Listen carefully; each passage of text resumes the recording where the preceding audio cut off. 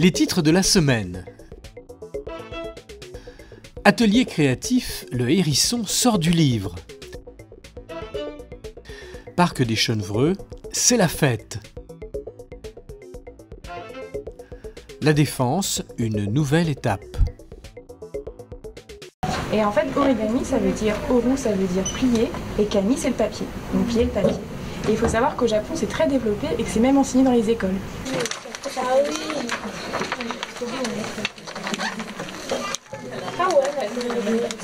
Dans le cadre de ces ateliers créatifs, la section jeunesse de la médiathèque Pierre et Marie Curie proposait le 15 juin une activité origami, ou plus exactement bibliorigami, l'art de transformer un livre en objet de décoration. Maltraiter des livres dans une bibliothèque, c'est un peu de la provocation. Alors non, rassurez-vous, ce sont des livres qui étaient déjà abîmés et du coup en plus c'est l'occasion de faire un petit point, de découvrir l'histoire du livre, de comprendre aussi le chemin que parcourt le livre avant d'arriver dans nos rayons, de sensibiliser à la récup aussi et surtout de stimuler un peu l'imagination des enfants en détournant les objets de leur usage premier en fait, tout simplement. Ah, faut que je le coupe alors. Ouais, alors c'est où ton ciseau, c'est ça? Oui, c'est celui-là. On va le redécouper un peu. J'aime bien coller, découper, faire des choses comme ça. Et puis, en plus, après, je pourrais les offrir à des gens. 75 pliages plus tard, le livre se transforme peu à peu en hérisson. Alors Louison, qu'est-ce qui t'a donné envie de venir ici aujourd'hui ? Moi j'adore les livres, mais en fait j'aime bien aussi les pliages et j'aime bien plier les livres. Je sais que c'est des vieux livres et du coup ils servent plus à rien parce qu'ils sont un peu déchirés. Les ateliers créatifs reprendront en octobre à raison d'un rendez-vous tous les mois. Pensez-y.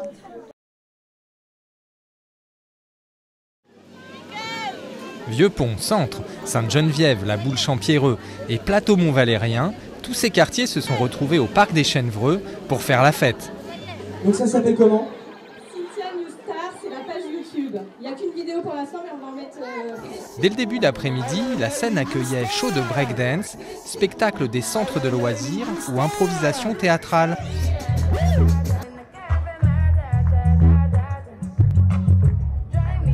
Ça fait 2 ans qu'on est sur ce nouveau principe. L'idée, c'était vraiment d'agglomérer les forces, les différentes forces des quartiers, donc des habitants, des associations, mais aussi des forces municipales, et de valoriser le travail qui est fait au quotidien. Au préalable, on essaie d'avoir un thème commun, fédérateur.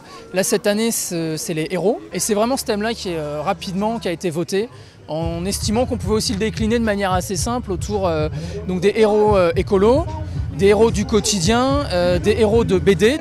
C'est la fête des super-héros, parce que Mario, c'est le super-héros des jeux vidéo, c'est un grand classique, les enfants aiment beaucoup, et puis ça donne de l'ambiance, de la festivité à la fête, et les enfants adorent.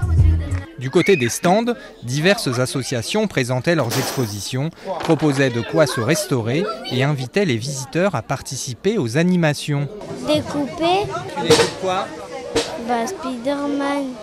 Un peu humide aujourd'hui, mais sympa, une bonne ambiance sur la scène. Ça permet de rencontrer les gens en dehors des immeubles ou des écoles et de participer et de partager des ateliers, des activités. Je suis venue avec mes 2 enfants. On a été voir l'atelier photo et l'atelier environnement pour mettre des petits mots pour les sketchs après. Prochaine fête de quartier samedi 25 juin au Parc du Chemin de Lille avec, dès 9h, un vide-grenier.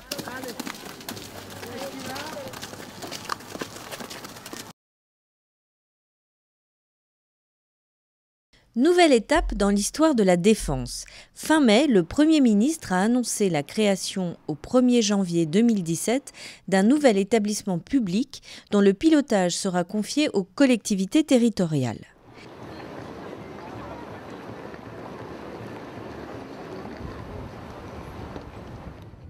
Yann Junot, préfet des Hauts-de-Seine, est l'un des auteurs du rapport qui a motivé cette décision. Pourquoi fusionner les 2 établissements existants ? C'est de revenir à une organisation simple qui donne toute sa puissance à l'objet défense, qui est qui est un moteur donc, économique pour les communes, pour le département, pour la métropole et pour le pays donc, dans son ensemble, par rapport à un système dans lequel on avait 2 opérateurs. Et demain, il y aura un seul opérateur, avec une clarification également des rapports entre les collectivités locales et l'État, puisque la décision qui a été prise par le Premier ministre est une vraie décision de décentralisation économique. Pour autant, l'État ne délaisse pas le quartier d'affaires. Il sera présent au conseil d'administration du nouvel établissement, mais minoritaire. Car, en près de 60 ans, La Défense est devenue le premier quartier d'affaires d'Europe continentale et un pôle majeur de l'attractivité de la France à l'international. L'État, par rapport à cette compétence décentralisée de développement économique, c'est un partenaire. Donc il reste présent dans le dispositif. Il y aura un contrat d'objectifs qui définira les grands objectifs poursuivis par l'État, sur lesquels l'État se mettra d'accord avec l'opérateur unifié. Il y a le maintien de l'OIN, l'opération d'intérêt national. Bon, mais fondamentalement, demain, avec cette décision qui a été prise, on retrouve une logique de responsabilité des collectivités locales qui seront directement responsables de la gouvernance du nouvel opérateur, responsables des investissements aussi qui doivent être réalisés et en plus grande liberté par rapport à cette organisation nouvelle qui sera à la fois unifiée et clarifiée dans son organisation. La suite en bref. Nosferatu le vampire. Le cinéma Les Lumières propose Nosferatu le vampire dans le cadre de Ciné Patrimoine. Film allemand de 1922 réalisé par Wilhelm Murnau, c'est un chef-d'œuvre du cinéma muet fantastique. 3 séances à ne pas manquer les jeudis 23 à 20h45, samedi 25 à 14h et dimanche 26 à 18h30. Fête de la musique. Chaque 21 juin, Nanterre fait entendre sa musique dans le centre-ville.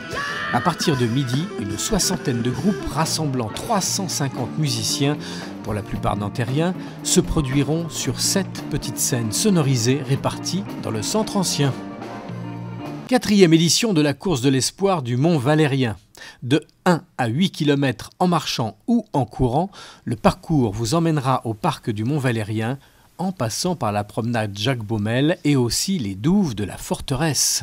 Un événement sportif placé sous le signe de la solidarité le 26 juin à 9h30. Renseignements au 01 46 95 65 80 ou par mail à clubratlo@free.fr.